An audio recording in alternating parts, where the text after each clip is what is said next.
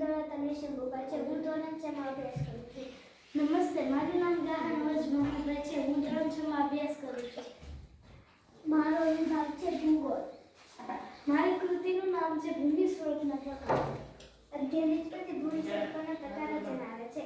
અહીં આપણે ભૂમિ સ્વરૂપોના પ્રકારો દર્શાવ્યા છે, જેમાં પર્વત, ખીણ, ઉચ્ચ પ્રદેશ, મેદાન, ટાપુ અને સમુદ્ર સપાટી વગેરે છે.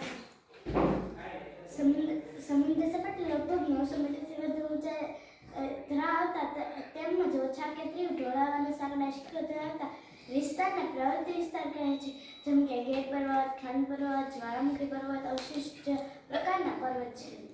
ખીણ પર્વતોની આડમાળા વચ્ચે આવેલ નીચેવાળો ભાગ ગેડ પર્વત અને ખંડ પર્વત નિર્માણ વખતે તથા નદી ઘસારણ કરીને વગેરેની કિનારાની રચના થાય છે. દાખલા તરીકે કાશ્મીર. ખીણ ઉચ્ચ પ્રદેશ સમુદ્ર સપાટી આશરે 180 મીટરથી વધુ ઊંચાઈ ધરાવતા તથા ટોચ ઉપરથી પહોળા અને સપાટ ભૂમિના ભાગને ઉચ્ચ પ્રદેશ કહેવામાં આવે છે, જેમ કે આંતરપ્રાંતીય ઉચ્ચ પ્રદેશ, પ્રાંતીય ઉચ્ચ પ્રદેશ.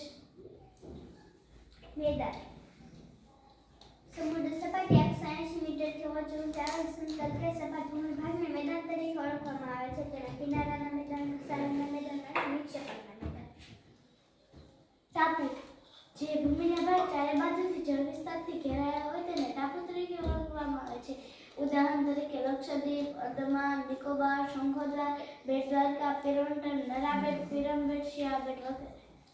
સમુદ્ર સપાટી આ સમુદ્ર સપાટી છે જે પૃથ્વી પર મહાસાગરનું સ્તર બતાવે છે. અસ્તુ જય હિન્દ.